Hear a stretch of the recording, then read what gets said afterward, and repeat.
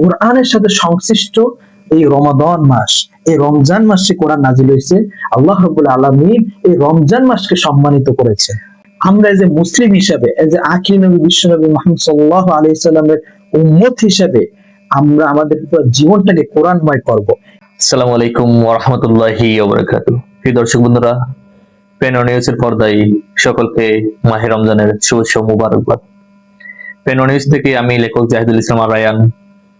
আজকে আমরা আপনাদের সামনে আলোচনা করব মাহে রমজানে কোরআন তেলাওয়াত নিয়ে এবং কোরআন নাজিলের মাস বলা হয় কেন, এই বিষয়ে আজকে আমাদের অনুষ্ঠানে এই আলোচনা নিয়ে উপস্থিত হয়েছেন আল আজহার বিশ্ববিদ্যালয়ের শিক্ষার্থী কারি মাওলানা তাকি আল আজহারি। মোহতারামকে আমাদের অনুষ্ঠানে স্বাগত। মোহতারাম নিকট সরাসরি প্রশ্ন উত্তর পর্বে চলে যাচ্ছি। ওনার নিকট আমার প্রথম প্রশ্ন হচ্ছে, রমজান মাসকে সেই কেন কোরআনের মাস বলা হয় এবং এই মাসে আল্লাহ তাআলা কেন কোরআন নাযিল করেছেন, অন্যান্য মাস থাকবে? একটু আমাদের কোরআন হাদিস আলোকে বুঝিয়ে বলার। আমি সরাসরি কোশ্চেন উত্তরে চলে যাচ্ছি। আলহামদুলিল্লাহ রাব্বিল আলামিন ওয়াসসালাতু ওয়াসসালামু আলা সাইয়্যিদিল আম্বিয়া ওয়াল মুরসালিন সাদাকাল্লাহুল আযীম। প্রথমে আমাদেরকে একটা জিনিস অনুধাবন করতে হবে, বুঝতে হবে যে আল্লাহ রাব্বুল আলামিন পবিত্র কোরআনের সাথে যারাই সংশ্লিষ্ট ছিল তারাই সম্মানিত হয়েছে।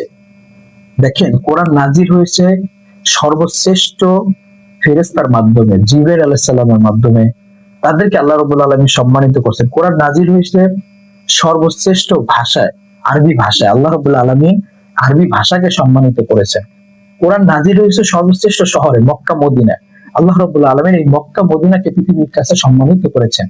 কোরআন নাজিল হয়েছে সর্বশ্রেষ্ঠ মানব জাতির উপরে, আশরাফুল মাখলুকাত। এই মানব জাতিকে আল্লাহ রাব্বুল আলামিন সকলের চেয়ে সম্মানিত করেছেন। পৃথিবীর যত কিছু আছে সবকিছু সবচেয়ে বেশি সম্মানিত কারা? আশরাফুল মাখলুকাত, মানব জাতি।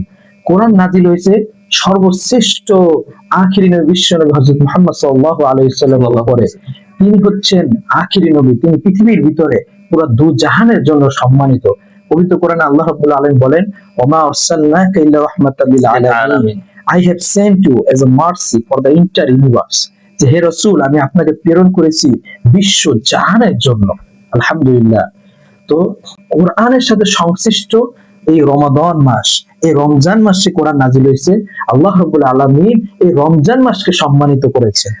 কোরআন তেলাওয়াতের সাথে কি তাদাব্বুরি জরুরি কিনা, এই বিষয়ে একটু সুষ্ঠ ধারণা দেওয়া। এটা খুবই গুরুত্বপূর্ণ বিষয় যে কোরআনটা কি পড়লেই হবে নাকি এটা অনুধাবন এবং বুঝতে হবে, আমল করতে হবে।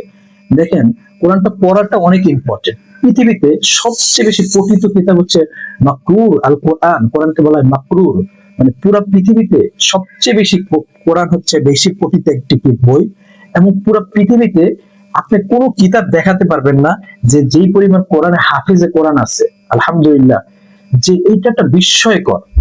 যে এই জন্য কোরআনটা পড়াটাও অনেক গুরুত্বপূর্ণ। কারণ হাদিসের ভিতরে আমরা দেখতে পাই যে যে ব্যক্তি কোরআনের একটি শব্দ পড়ে, আলিফ লাম মিম হারফুন, যে একটি শব্দ পড়ে সেও 10 নেকি পাবে এবং রমজান মাসে সেই 10 নেকিকে 70 থেকে 700 গুণে কনভার্ট করা হবে।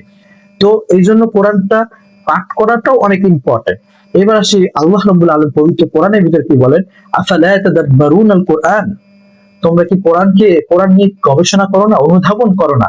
এজন্য কোরআন পাঠের সাথে সাথে আমাদেরকে বুঝতে হবে। আমরা যখন কোরআন বুঝবো তখন আমরা হালাল এবং হারামকে মেনে চলতে পারবো, সঠিক এবং ভুল মেনে চলতে পারবো।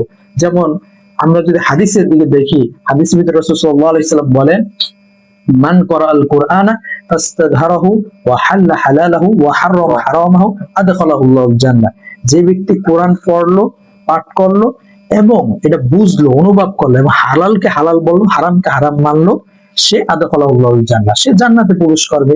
এবং হাদিসের ভিতরে আরো বলতেছেন, ওয়াশাফাউ ফি আশরাতি মিন আহলি বাইতি কুল্লুম কদ ওয়াজাবাত লাহুন্না, যে সে 10 জন ব্যক্তিকে জান্নাতে নিয়ে যেতে পারবে। এমন 10 জন ব্যক্তি তোমার পরিবারের ভিতরে বা পরিচিতির ভিতরে যে যাদের উপর জাহান্নাম ওয়াজিব হয়ে গেছে, এরকম 10 জন ব্যক্তিকে একজন কোরআনে হাফেজ, যে কোরআন বুঝে হালাল হারাম মেনে চলে, সে জান্নাতে নিতে পারবে। আচ্ছা, আমরা কিভাবে কোরআন ভিত্তিক জীবন করতে পারি এই বিষয়ে যদি একটু ধারণা দিতেন। দেখেন, এইটা most essential in our human life. হযরত আয়েশা রাদিয়াল্লাহু আনহা বলেছেন যে নবী করিম সাল্লাল্লাহু আলাইহি ওয়াসাল্লামের চরিত্র কেমন ছিলেন, কানা খুলুকুল কোরআন, যে তার চরিত্রটা ছিল কোরআনময়। তিনি কোরআনের চরিত্র। আমরা এই যে মুসলিম হিসাবে, এই যে আখির নবী বিশ্বনবী মুহাম্মদ সাল্লাল্লাহু আলাইহি সাল্লামের উম্মত হিসাবে আমরা আমাদের পুরো জীবনটাকে কোরআনময় করব। কিভাবে করব? আমরা যখন সকালবেলা নামাজ পড়ি, ফজর নামাজ পড়ি, ফজরের পরে আমরা সূরা ইয়াসিন পড়ব, এবং প্রতিদিন আমরা নিয়ত করব 5টি আয়াত কমসে কম মুখস্থ করার, মেমোরাইজ করার। আমরা জানি প্রত্যেকটা আয়াতের জন্য আল্লাহ রাব্বুল আলামিন আমাদেরকে সম্মানিত করবেন, পুরস্কৃত করবেন, এবং আমরা চেষ্টা করব প্রতিদিন কিছু অর্থ পড়ার জন্য। এবং আমাদের পরিবার যারা আছে, ভাই বোন, আত্মীয় স্বজন, স্ত্রী, সবাইকে আমরা কোরআন পড়া দাওয়াত দেব। আমাদেরকে অনলাইনে অনেক কোরআন পড়ানোর ব্যবস্থা আছে, অফলাইনে আছে। তো আমরা এখন কোরআনটা অনেক ইজি হয়ে গেছে। আপনি ইন্টারনেটে যদি আপনি ভালো কাজে যদি খোঁজ নেন, অনেক সহজ কোরআন শেখা। তো আমরা রিকোয়েস্ট করব যে আমাদের পুরো জীবনটা জানি, দৈনন্দিন লাইফটা জানি কোরআনময় হয়। আমরা যদি দেখি মিশরের অবস্থা, যদি দেখি যে মিশরে গলিতে গলিতে সব জায়গায় মানে সবাই কোরআনের তেলাওয়াতের একটা সুন্দর একটা পরিবেশ থাকে।